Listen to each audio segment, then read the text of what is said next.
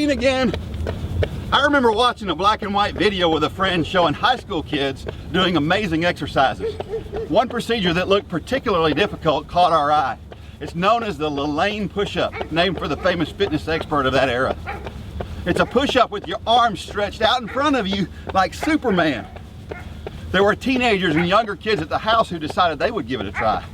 I watched these kids who are good athletes laid on the floor with their arms outstretched and tried to push their bodies up off the floor. No one moved. Then I watched as an adult tried it and couldn't do it. It wasn't that they almost got it either. None of those who tried seemed to even move off the floor at all. Then came the exhortations for me to try it. Why would I try it? I had just watched half a dozen people fail to move from the floor. If the kids who were half my weight couldn't do it, I surely couldn't do it. But I decided that it was my turn to be humbled by failure. So I got down on the floor, stretched out my arms, and pushed up. I was not very stable, but to my surprise, I was able to lift myself off the floor. I was stunned. I was absolutely certain that I could not do it. I was so convinced that I could not do it that I wouldn't even have tried this at home, in private, where nobody was looking. It made me think about what other things I have never tried because I'm convinced that I can't do them. Some things are easy to try, like these push-ups, but some are long-term projects that require an investment of time. What if I try one of those things, investing all that time, and then fail? The answer has to be, so what?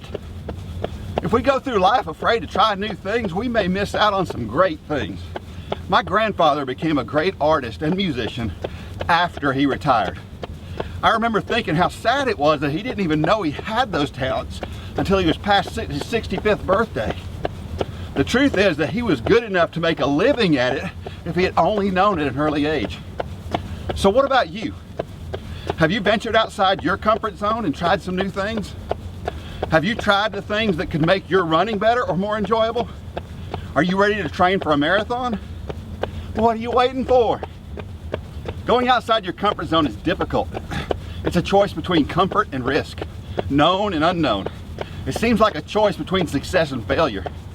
If you stick to what you know, you feel like you'll succeed, but will you?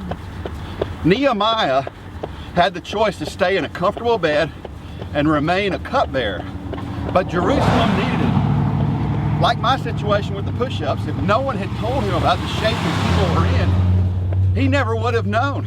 He never would have had the chance to make such an impact for God. I'm sure he faced doubt. What if he went and he couldn't accomplish what he went for? It was a risk. But Nehemiah knew that God was with him and letting him direct his path. How about you? What is God asking you to do that is outside your comfort zone? This has been Dean's Thoughts on the Run. Like it, share it, and get the word out.